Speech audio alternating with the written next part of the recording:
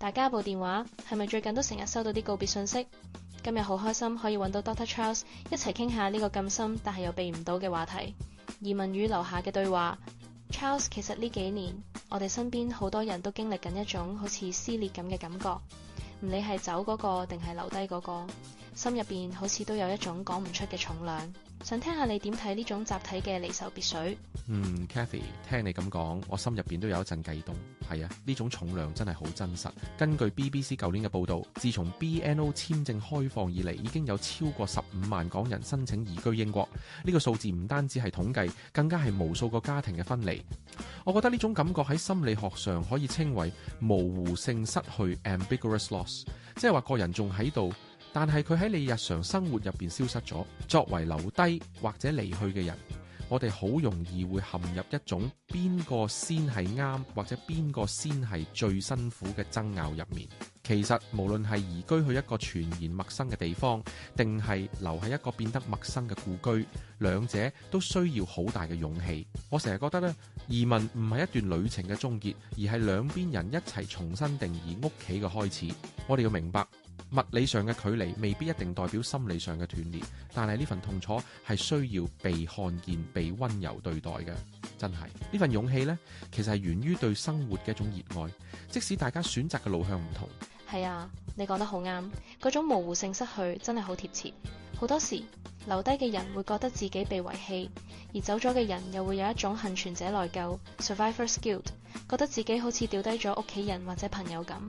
我聽過有啲聽眾講，同移民咗嘅朋友視訊反而仲難受，因為見到畫面入邊嗰種生活好似同自己越嚟越遠。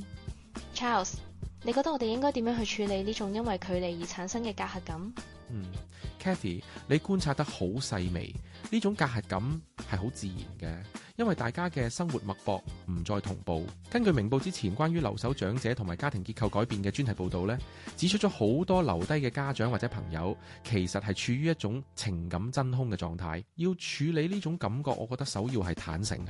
我哋唔好假裝大家都冇變啊，反而要承認係啊，我哋嘅生活真係唔同咗。我會建議大家建立一啲新嘅儀式感，例如以前係一齊飲茶，而家可唔可以一齊睇同一套戲，然後喺 WhatsApp 討論，又或者走咗嘅人可以多啲分享生活入邊嘅狼狽，而唔係單單分享美景。咁樣留低嘅人會覺得你仲係一個真實嘅人，而唔係一個活喺 postcard 入邊嘅虛擬角色。我哋要明白，真誠嘅聯繫係建立喺脆弱感 vulnerability 之上嘅。如果你只係報喜不報憂，對方會覺得參與唔到你嘅生活。反過嚟，留低嘅人都可以多啲分享香港微小但美好嘅變化。真係，我哋需要嘅唔係互相比較邊個過得好啲，而係互相承接對方嗰份不安同掛念。呢種聯繫係需要刻意經營嘅 intentional connection。刻意經營呢個詞好有力量，即係話我哋唔可以再依賴以前嗰種無縫嘅見面，而係要更有意識咁去維繫。不過 Charles 仲有一樣嘢好難，就係價值觀嘅分歧。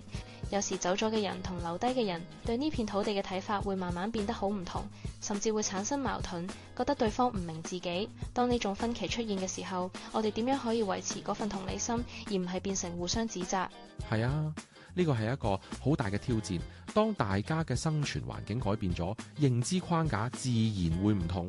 呢種時候，我哋好需要一種第三空間 third space 嘅思維，即係話我哋唔好爭論你嗰邊好定我呢邊好，而係去關注我哋之間共同擁有嘅回憶同核心價值。其實無論你喺邊度，大家可能都係同樣關心公義、關心善良、關心下一代。我哋要學識尊重差異，保留連結。當朋友喺外國抱怨天氣凍、揾工難，留低嘅人唔好覺得你都走到啦，仲新乜嘢？同樣，當留低嘅人講緊生活嘅壓力，移民嘅人亦唔好用一種救世主嘅姿態去建議對方都要走。真係每個決定背後都有佢無奈同埋堅持嘅地方。我成日覺得我哋應該將焦點放翻喺人身上，而唔係立場身上。正如一棵樹，有啲枝條向外生，有啲根喺土入邊扎得更深。雖然方向唔同，但佢哋都係來自同一個根源。只要我哋仲肯聽，仲肯感受對方嘅情緒，嗰份連結就唔會斷。呢種溫暖呢，其實就係我哋喺呢個動盪時代入面可以俾對方最好嘅禮物。聽你咁講，我心入邊好似鬆咗少少。原來承認大家唔同咗，反而係一種釋懷。其實唔理係移民定係留下，最後我哋都係要喺自己揀嘅地方重新建立嗰份歸屬感。但係對好多人嚟講，嗰種根深蒂固嘅身份認同好難抹走。Charles， 你對身份認同喺呢段對話入面嘅角色有冇一啲啟發可以分享俾大家？係啊 Kathy， 身份認同 identity 其實唔係一塊石頭，而係一條河流，佢會隨住環境流動，但係本質不變。我最近睇到啲社會學研究呢，講到跨國公民性 transnational citizenship 呢，其實係鼓勵我哋擁抱多重身份。你係一個移英港人，你都可以同時係一個關心香港嘅人；你係一個留喺香港嘅人，你都可以係一個具備國際視野與世界連結嘅人。我哋唔好俾地理邊界定義咗我哋嘅靈魂啊！真係，我覺得最重要嘅身份係做一個有溫度嘅人。無論你喺曼徹斯特定係旺角，如果你能對身邊嘅人付出愛，對苦難有感同身受嘅能力，咁你無論去到邊，你嘅存在本身就有意義。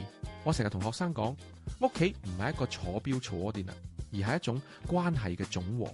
如果你心入邊仲裝住嗰啲重要嘅人，如果你仲願意為你相信嘅價值去努力，你其實就係帶住家隨身而行。所以唔好因為地理上嘅改變而懷疑自己嘅價值。留低嘅可以守護嗰份文化嘅根，走咗嘅可以將呢份文化帶去更遠嘅地方。呢個係一種分工，而唔係一種分裂。分工而唔係分裂，呢句真係好有力量，好溫暖。其實我哋都需要學習點樣喺變幻入面揾到嗰份唔變嘅初心。今日同 Charles 傾完，我覺得好似幫好多斷開咗嘅橋樑重新接駁翻咁。雖然實體嘅距離仲喺度，但心同心之間嘅距離好似近翻啲。最後 Charles， 你可以俾2到3個問題，等聽眾翻去思考下，點樣同遠方或者身邊嘅人重新開始呢段對話嗎？好啊 Kathy， 我想邀請大家靜低嚟問下自己呢幾個問題。第一，如果你要同一個已經移民或者留低嘅重要朋友分享一件你最近最真實、最唔完美嘅生活片段，嗰件事會係乜嘢？第二，除去政治同社會環境嘅標籤，你同對方之間最深刻嘅共同連結係咩？